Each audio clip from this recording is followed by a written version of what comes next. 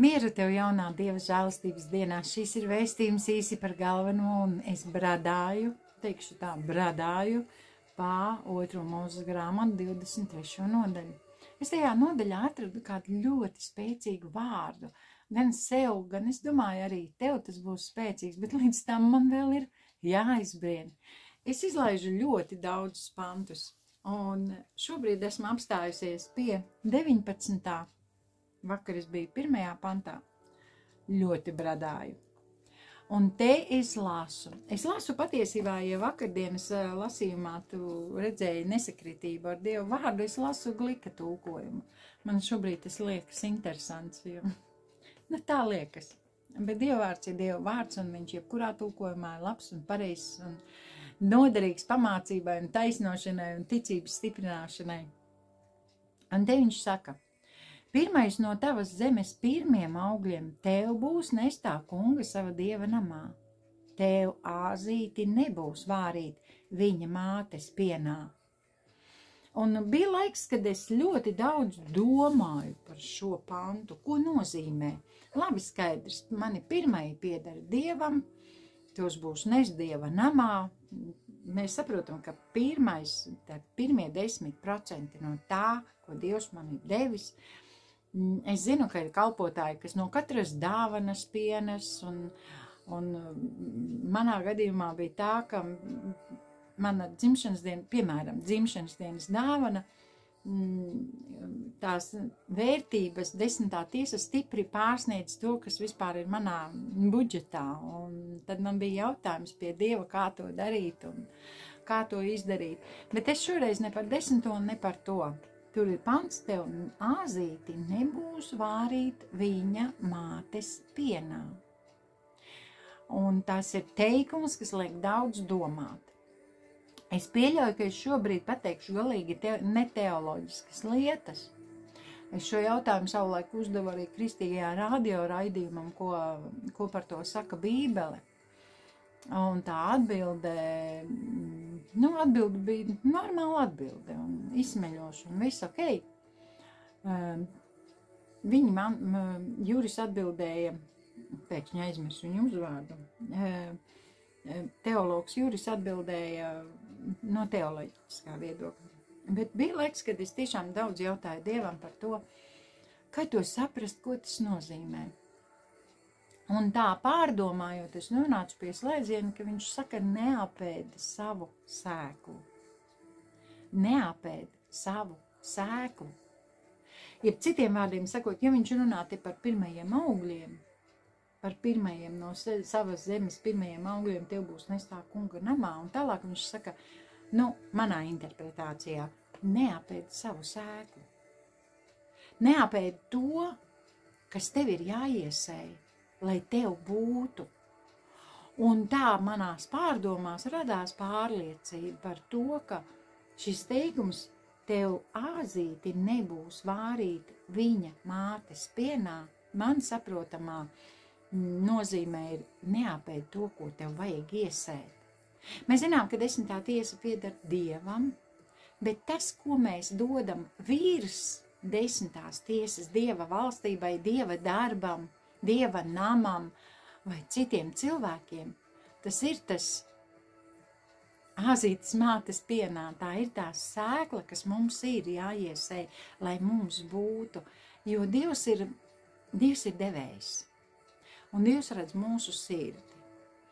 Un mani personīgi pārsteidz un kaitina tas, ka Dieva kalpotāji saka, nē, jaunajā derībā jums 10. tiesa nav jāatdod. Bet, ja nav atdota 10. tiesa, tad katrs tavs ziedojums ir vēja sēkla. Tas ir sēts vējā. Tam nav pamata. 10. mēs dodam ar ticību, zinot, ka tā ir noteicis Dievs. Mēs lasījām Malahija grāmatā. Viņš saka, aiznes kaut ko nederīgu savam pārvaldniekam. Kad mēs ejam pie kādiem cilvēkiem ar kukuli, paldies Dievam, par kukuļiem arī šajā nodaļā starp citu ir teikts, ir skaidri pateikts, ka, tūlīt pateikšu, tev nebūs dāvanas ņemt, jo dāvanas apstulbo acis un pārgroza taisnu ļaužu lietas. Tas ir piekukuļošanas gadījums.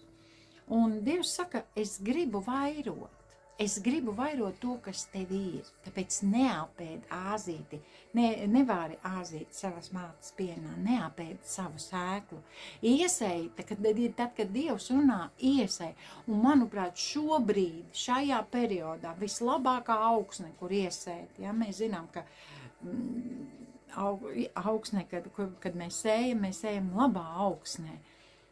Šobrīd ir dievkalpojumi no mīnus uz plusu, manuprāt, Latvijā.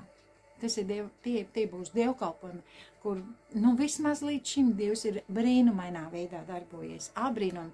No rītiem ir 8:30 kristīgajā radio raidījums Mosties Latvijā un 8:45 tagad līdz pat pirmajiem dievkalpojumiem 3. oktobrī būs raidījumi no mīnus uz plus un cilvēki dalās ar savām liecībām un šīs liecības ir pārsteidzošas.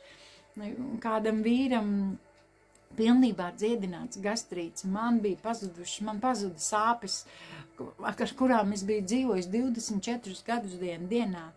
Daudz brīnumainu stāstu par atgriešanos, par pievēršanos, par tādu ķeksīša ticību, kas pāraugusi dzīvās attiecībās ar Dievu. Tas ir tas, ko Dievs no mums gaida, dzīves attiecības ar viņu. Katra mūsu saruna ar Dievu, katra mūsu lūkšana ar Dievu, viņam ir svarīga. Un, manuprāt, tā ir, par cik tie ir dievkalpojumi Latvijas glābšanai, Latvijas tautas glābšanai. Mēs varam cerēt uz to un varam paļauties uz to, ka tā ir laba augsne. Tas ir Dieva darbs. Tāpēc nebīsties, ja Dievs tev uzrunāts ziedot šiem dievkalpojumiem. No mīnus uz plusu.lv, Facebookā ir lapa, kur var atrast visu informāciju, kā ziedot, kur ziedot. Tā ir brīnišķīga iespēja iesēt. Un Dievs mūs ir aicinājis dzīvot paļāvībā uz viņu. Iepriekšējā svētdienā brīnišķīgs vārds bija mācītājiem Agrim Ozoliņķevičam Jelgavas Vasaras svētku draudzē par to, kā mēs varam paļauties uz viņu. Tajā pašā svētdienā mācītājiem Modrim bija brīnišķīgs vārds par to atceries, ko viņš ir darījis tavā dzīvē. Ja tev nav ko atcerēties, atbrauc uz dievkalpojumiem no mīnus uz plusu, un tev būs ko atcerēties. Es esmu pārliecināta, jo šie dievkalpojumi pilnībā izmainīja manu ticības dzīvi, manu sociālo dzīvi, visu manu dzīves kārtību. Tikai Dievs spēja izmainīt, tikai Dievs spēja palīdzēt. Tāpēc nevari āzīti viņa mātes pienā, bet sēj tur, kur Dievs tev saka sēt. Viņš ir labs, viņš grib vairot tavu sēju un grib likt pieaugt taviem taisnības augļiem. Tēvs, es tev pateicos, ka šeit Latvijā mums ir viens tāds grandios pasākums, kurā mēs varam piedalīties ar savām finansēm tavā darbā, Tēvs. Tu uz to mūs esi aicinājis. Tu uz to aicināji tautu Mūzus laikā, tu uz to aicināji tautu Jozos laikā, un vienmēr esi parādījis savu varenību. Tev ir prieks par mūsu labklājību. Tu dari vairāk par visu, ko lūdzam, lai saprotam. Es pateicos tev, Tēvs, ka šajos dievkalpojumos mēs piedzīvosim tavu godību, tavu varenību, tavas izmaiņas, visu, ko tu izdarīsi. Tēvs, es pateicos tev, ka tu pagodini savu vārdu manā zemē, ko par Latviju sauc. Lai tev vienam ir slava, gods un pateicība par to Jēzus vārdā. Āmen!